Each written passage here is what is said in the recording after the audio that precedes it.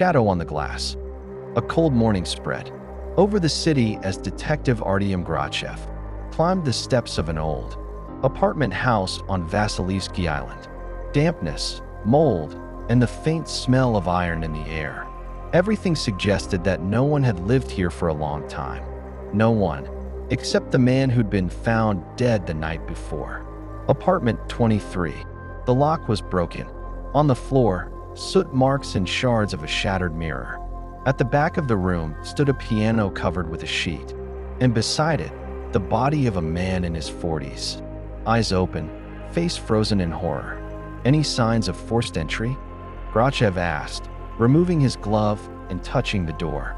None, answered Sergeant Kostenko, jotting something in his notebook. The lock was opened cleanly, like with a key, and the key, missing. Grachev crouched beside the body. In the dead man's hand was a fragment of mirror, sharp and clean, as if freshly washed. In its dull reflection shimmered the window and a strange shadow on the glass. Vaguely human. He looked up. Outside, the courtyard well, wet brick walls. Not a trace of movement. The shadow vanished. The victim's name was Mikhail Avrin, a former Hermitage restorer, an expert in antique mirrors. 3 months earlier he'd quit his job and had been working as a private consultant since. Neighbors said that lately he hadn't let anyone in, though lights burned in his flat every night. They also mentioned that, sometimes, there was a second reflection in his windows. What do you mean, second reflection? Grachev asked an old lady in a knitted shawl, as if someone stood beside him. She crossed herself, but not a person. The shadow moved on its own. On the desk lay an old folder. Inside, photographs of antique mirrors, letters, and a brief note. The reflection doesn't lie. It shows what was, not what is. On the back, a date, November 12th. Today, Grachev felt slightly dizzy. From the kitchen came a faint creak. He drew his pistol and stepped in, no one there. Only a cup of coffee on the table, still warm. Kostenko, he shouted. Someone was here a minute ago. That evening, back at the precinct, the pathologist, Klimova, was waiting. He had retinal burns, she said, as if he'd looked straight at a flash of light. And around the eyes, microfractures. An explosion? No, more like internal pressure, as if he died from what he saw. She placed a clear evidence bag on the table. Inside, the mirror shard. A single fingerprint gleamed on the surface, but lab results showed it matched neither Avrin nor any living person.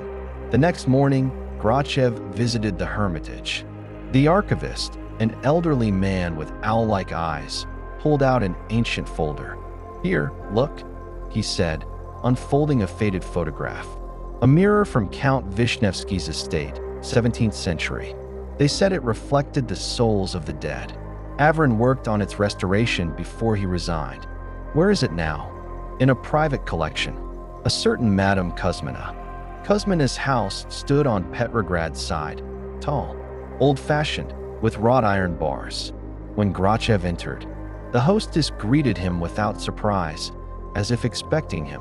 You've come about the mirror, haven't you? She smiled. Mikhail said they'd come for it. In the dim parlor stood the mirror itself, a frame of black wood, its surface slightly clouded, breathing, almost. Grachev stepped closer, and for a second, thought he saw a woman in a white dress standing behind him. He turned sharply. Nothing.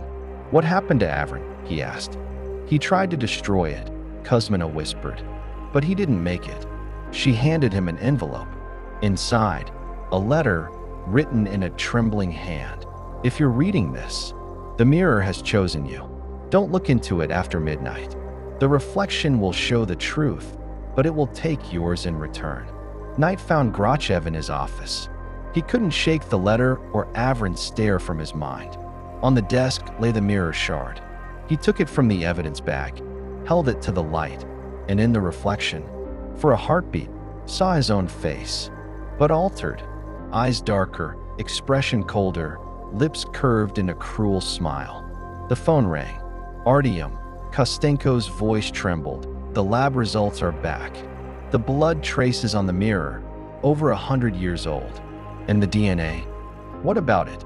It matches yours. The line went dead. Grachev looked at the shard. His reflection was gone. Only the empty room remained.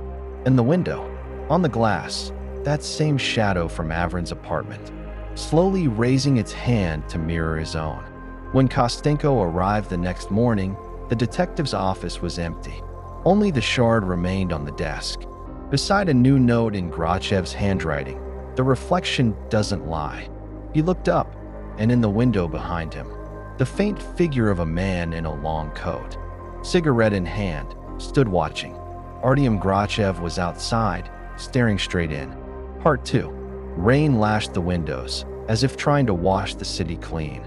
Kostenko stood by the paneware just hours ago. He'd seen his partner's reflection. The detective's office was sealed, but he couldn't shake the feeling that Grachev was still nearby, not gone, merely shifted to another layer of the same city. On the desk lay that same note. The reflection doesn't lie. He lifted it toward the light and saw, beneath the main words, faintly written in invisible ink, another line.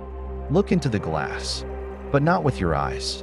3 days after Grachev's disappearance, a new lead surfaced. Security footage near Kuzmina's mansion showed a light flaring inside at night. Then a woman running into the street, screaming. When patrol arrived, the door stood open, Kuzmina unconscious. The mirror was gone. Only drag marks across the floor, and words carved into the wall. I am on the other side. Kostenko stared at the photos. He didn't believe in mysticism, but years with Grachev had taught him to expect the inexplicable. He went to the Hermitage archive, where it had all begun. The archivist met him grimly. The mirror is missing? Then it's chosen anew. Host, you talk as if it's alive. Are you sure it isn't? He opened an old diary, yellowed pages, ink faded with time. Count Vishnevsky, 1693, he said. Listen, the mirror does not reflect light, only memory. Whoever gazes into it longer than a minute leaves part of his soul behind. The reflection lives as long as the original. But when they trade places, the mirror closes. That night, Kostenko couldn't resist. He went to Grachev's apartment. Empty. The smell of tobacco and metal lingered. On the wall where a mirror had once hung, a bare hook. But on the floor beneath it, a small shard, that same dull, silver tint as Avrin's. He picked it up, and the light flickered. For an instant, a reflection appeared. Grachev, sitting at a desk, pistol in hand. His eyes, cold, foreign. Artyom, Kostenko whispered. The reflection turned its head and smiled. Since then, the city seemed to breathe differently. People reported strange distortions in mirrors, faces that weren't theirs, reflections that lagged a second behind. Several disappeared, each leaving shattered mirrors behind. Kostenko knew it wasn't coincidence. He found Kuzmina's letter. Don't look after midnight. He checked his watch. 12:01. Well, partner, he murmured. Time to meet again. He placed the shard on the table and lit a lamp. Amber light filled the room. The reflection matched reality until the shadow behind him moved. Grachev stood within the glass, as if behind a thin veil of water. Artyom, where are you? Here. You shouldn't have come. What is this place? The space between us and truth. It reflects what we hide. The room seemed to breathe. Dust lifted from the mirror, revealing a frozen corridor. On the wall, photos of Avrin, Kuzmina, and Grachev himself. It's a trap, Artyom said. Every mirror remembers us. But when one of us dies, his reflection seeks a replacement. Why you? Because I looked first. The reflection extended a hand. Do you want to know how to get out? Yes. Then look. Grachev touched the glass, and scenes flashed before Kostenko's eyes. Avrin restoring the mirror, noticing movement behind him. Kuzmina lifting the cover and seeing a child long dead. Grachev raising his gun, firing, the bullet vanishing into the glass. Kostenko screamed. The light exploded, and the mirror cracked. They found him on the floor in the morning, alive, but his eyes had changed. Cold, gray, like Grachev's in the footage. When they let him out, he said nothing. On the wall opposite the shattered mirror, someone had written in blood, "Now you're on this side." A month passed. Kuzmina's mansion was boarded up. The case of Avrin, Grachev, and the missing people was officially closed. But in the precinct, late at night, some officers still noticed something strange. In the window of the old detective's office, a figure in a long coat could be seen walking away into the distance. And if you listened closely, you could hear a whisper. The reflection doesn't lie, it just waits. St. Petersburg was drowning in fog again. The damp haze filled the streets, bridges hung like shadows in the air. In the basement of an old tenement on Sadovaya Street, a dim lamp swayed above a table. Among dust and rust sat Dr. Olga Vetrova, a criminal psychologist recently assigned to analyze the Grachev case. Before her lay a mirror shard, the very one from the detective's office. Fine cracks webbed its surface, and in each, a faint light pulsed.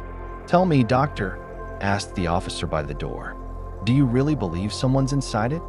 "I believe in memory," she said, eyes fixed on the glass. "And this isn't glass. It's a recorder, only it captures not words, but souls." She began with hypnosis. 10 minutes staring into the shard, and the room around her seemed to dissolve. Voices filled her mind. Men, women, children, whispers, fragments of thought. Amid them, one voice grew clear, tangible. "Doctor, can you hear me?" She knew that voice from interrogation tapes. "Grachev, you must finish what I couldn't. The mirror doesn't kill. It calls us home." She awoke on the floor. Time gone. The lamp out. The glass glowed faintly from within. On its surface, an image, a room with a piano, a broken lock, soot stains. Avrin's apartment. Olga rose and went there. The door, still broken, air thick with dust and decay. In the corner stood a full mirror no one had mentioned before, frame of black wood, veins like those of a living hand. She stepped closer. In the reflection, not her, but a man in a gray coat. "Grachev, don't look into its eyes," he whispered. "It mimics emotions. It feeds on them." "What do you mean?" "We made it ourselves. From our fears. Anyone who sees a shadow instead of themselves is already part of it." The room began to shift, breathing. In the mirror behind her, faces appeared. Avrin, Kuzmina, even Kostenko. All silent, their eyes faded. Olga felt the glass pulling not her body, but her mind. Thoughts flooded with others. Memories. Grachev's first touch of the mirror. Avrin whispering, "It shows the past, not the present." Kostenko kneeling, clutching his head, begging, "Let me out." She understood. The mirror stored them, like frozen thoughts. "Why me?" she asked, staring into the reflection's eyes. "Because you believe in reason, and the mirror lives between reason and faith. You can close the cycle." A phone rang, an old push-button model on the floor. The display. "Grachev, what should I do?" "Break it while it's looking at you." She grabbed a chair and struck. Cracks spread, but the glass didn't shatter. The shadows in it writhed, screaming silently. She hit again, and something snapped, not in the mirror, but inside her. For a moment she saw her own face, cold, emotionless, and in her eyes, the reflection of Grachev. "Now you understand, doctor. We're not on different sides. We're one memory." Sunlight broke through the dust. When police arrived that morning, they found only shards of glass. Dr. Vetrova was gone, but on the wall where the mirror had hung, scratched by a fingernail, were the words, "Memory doesn't die. It just looks back." Half a year later, on the embankment in a new cafe, hangs a large antique mirror. They say it's a collectible. People love taking selfies in it. Beautiful, old glass, a soft glow. But in some photos there's something strange. In the reflection behind the guests stand a man in a long coat and a woman with short blonde hair, side by side. looking straight into the camera. No one sees them in real life. And if you stare long enough, it seems they start to move. Thank you for listening to this story. I will really grateful for your likes and comments. Subscribe to not lose such a great stories. Hope to see you soon.